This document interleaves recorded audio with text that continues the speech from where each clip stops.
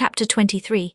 The rainy night had ushered in a misty morning, half frost, half drizzle, and temporary brooks crossed our path, gurgling from the uplands. My feet were thoroughly wetted, I was cross and low.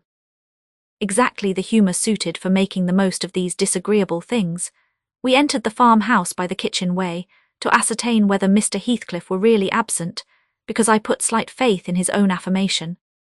Joseph seemed sitting in a sort of Elysium alone, beside a roaring fire, a quart of ale on the table near him, bristling with large pieces of toasted oat cake, and his black short pipe in his mouth. Catherine ran to the hearth to warm herself.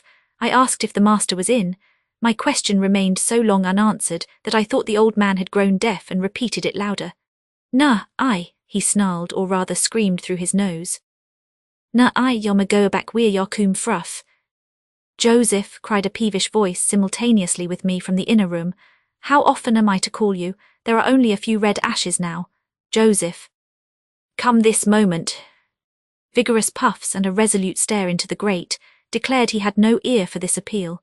The housekeeper and Harriton were invisible, one gone on an errand and the other at his work, probably. We knew Linton's tones and entered. "Oh, I hope you'll die in a garret, starved to death," said the boy, mistaking our approach for that of his negligent attendant. He stopped on observing his error. His cousin flew to him. "Is that you, Miss Linton?" he said, raising his head from the arm of the great chair in which he reclined. "No, don't kiss me, it takes my breath. Dear me, Papa said you would call," continued he, after recovering a little from Catherine's embrace. While she stood by looking very contrite. "Will you shut the door if you please? You left it open, and those detestable creatures won't bring coals to the fire. It's so cold." I stirred up the cinders and fetched a scuttleful myself. The invalid complained of being covered with ashes, but he had a tiresome cough and looked feverish and ill, so I did not rebuke his temper. "Well, Linton," murmured Catherine, when his corrugated brow relaxed, "are you glad to see me? Can I do you any good?" "Why didn't you come before?" he asked.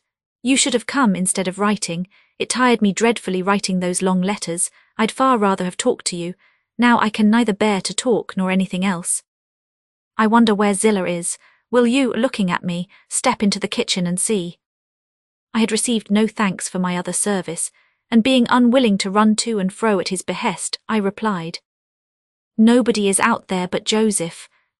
"I want to drink," he exclaimed fretfully, turning away. "Zillah is constantly gadding off to Gimmerton since Papa went. It's miserable, and I'm obliged to come down here. They resolved never to hear me upstairs."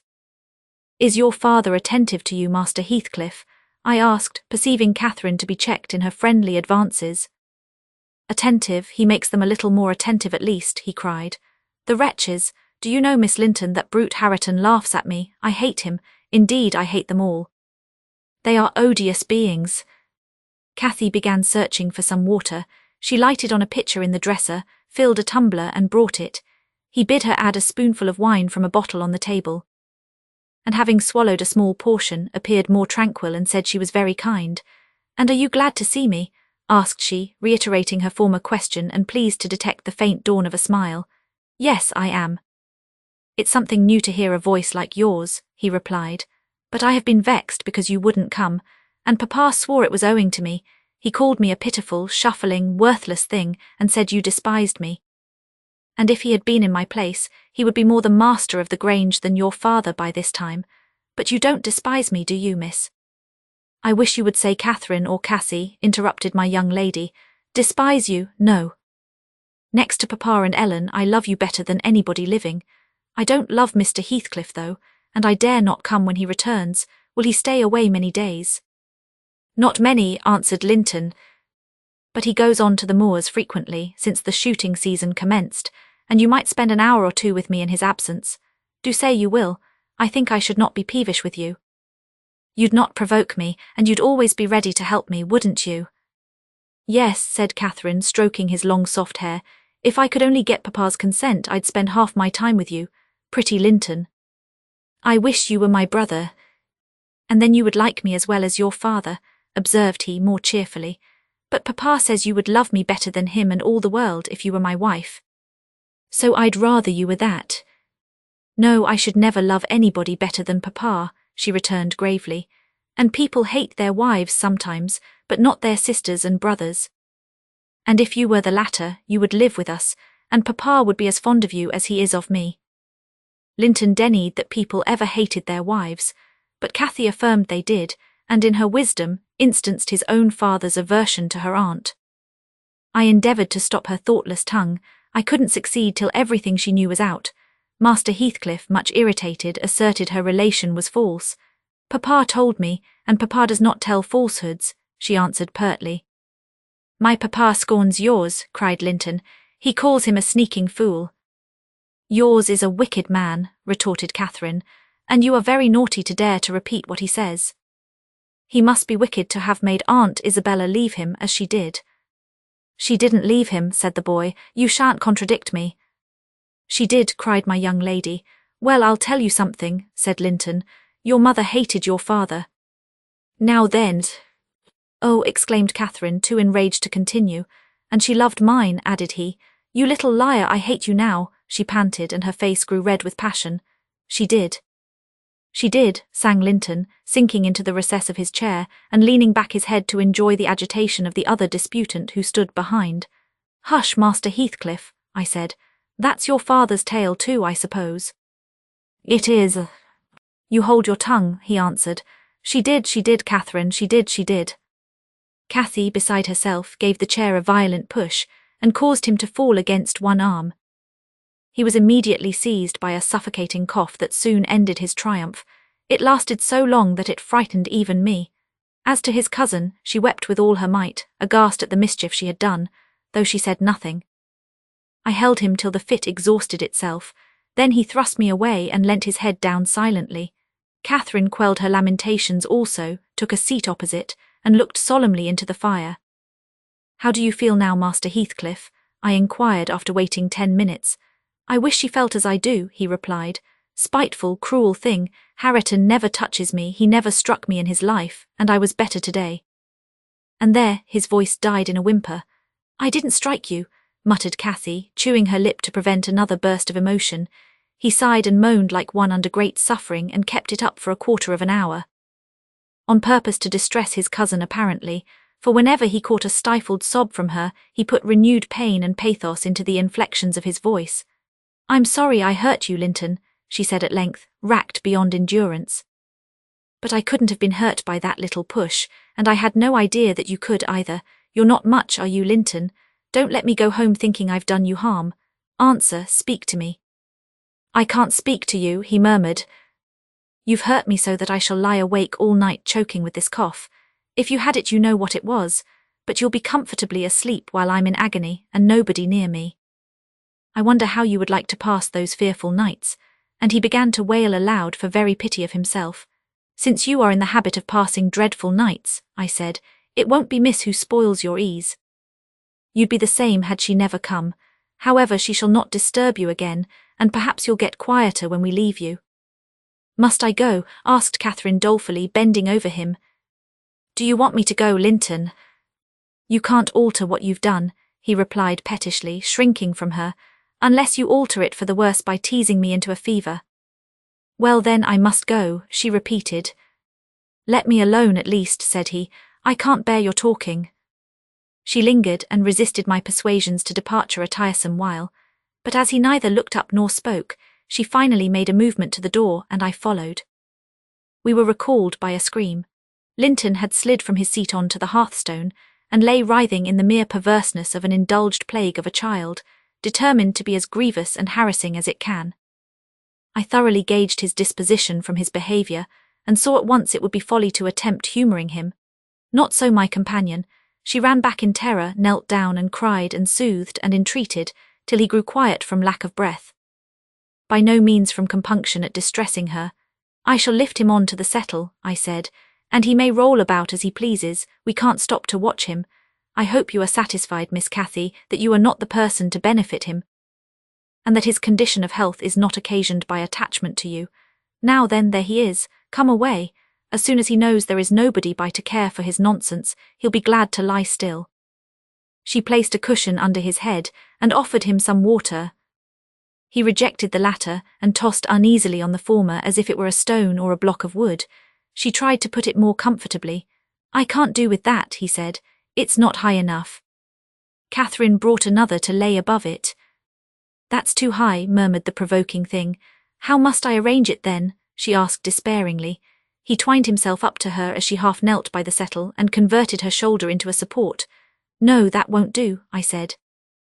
You'll be content with the cushion, Master Heathcliff. Miss has wasted too much time on you already. We cannot remain 5 minutes longer. Yes, we can, replied Cathy. He's good and patient now. He's beginning to think I shall have far greater misery than he will tonight, if I believe he is the worse for my visit, and then I dare not come again. Tell the truth about it, Linton. For I mustn't come if I have hurt you. You must come to cure me, he answered. You ought to come because you have hurt me, you know you have extremely. I was not as ill when you entered as I am at present, was I? But you've made yourself ill by crying and being in a passion. I didn't do it all, said his cousin. However, we'll be friends now, and you want me, you would wish to see me sometimes, really. I told you I did, he replied impatiently. Sit on the settle and let me lean on your knee, that's as Mamma used to do, whole afternoons together. Sit quite still and don't talk, but you may sing a song if you can sing, or you may say a nice long interesting ballad, one of those you promised to teach me, or a story. I'd rather have a ballad though. Begin. Catherine repeated the longest she could remember. The employment pleased both mightily. Linton would have another, and after that another, notwithstanding my strenuous objections. And so they went on until the clock struck 12, and we heard Hareton in the court, returning for his dinner. And tomorrow, Catherine, will you be here tomorrow? Asked young Heathcliff, holding her frock as she rose reluctantly. No, I answered, nor next day neither. She, however, gave a different response evidently, for his forehead cleared as she stooped and whispered in his ear. You won't go tomorrow, recollect, miss, I commenced when we were out of the house. You are not dreaming of it, are you? She smiled. Oh, I'll take good care, I continued. I'll have that lock mended and you can escape by no way else. I can get over the wall, she said, laughing. The Grange is not a prison, Ellen, and you are not my jailer. And besides, I'm almost 17, I'm a woman, and I'm certain Linton would recover quickly if he had me to look after him. I'm older than he is, you know, and wiser. Less childish am I not, and he'll soon do as I direct him with some slight coaxing. He's a pretty little darling when he's good. I'd make such a pet of him if he were mine. We should never quarrel, should we, after we were used to each other? Don't you like him, Ellen? Like him, I exclaimed, the worst-tempered bit of a sickly slip that ever struggled into its teens, happily as Mr. Heathcliff conjectured he'll not win 20, I doubt whether he'll see spring indeed, and small loss to his family whenever he drops off, and lucky it is for us that his father took him. The kinder he was treated, the more tedious and selfish he'd be. I'm glad you have no chance of having him for a husband, Miss Catherine. My companion waxed serious at hearing this speech. To speak of his death so regardlessly wounded her feelings. He's younger than I, she answered after a protracted pause of meditation, and he ought to live the longest. He must live as long as I do. He's as strong now as when he first came into the north, I'm positive of that. It's only a cold that ails him, the same as Papa has. You say Papa will get better, and why shouldn't he? Well, I cried, after all we needn't trouble ourselves. For listen, miss, and mind, I'll keep my word. If you attempt going to Wuthering Heights again, with or without me, I shall inform Mr. Linton, and unless he allow it, the intimacy with your cousin must not be revived. It has been revived, muttered Cathy sulkily. Must not be continued then, I said. We'll see, was her reply, and she set off at a gallop, leaving me to toil in the rear. We both reached home before our dinner time.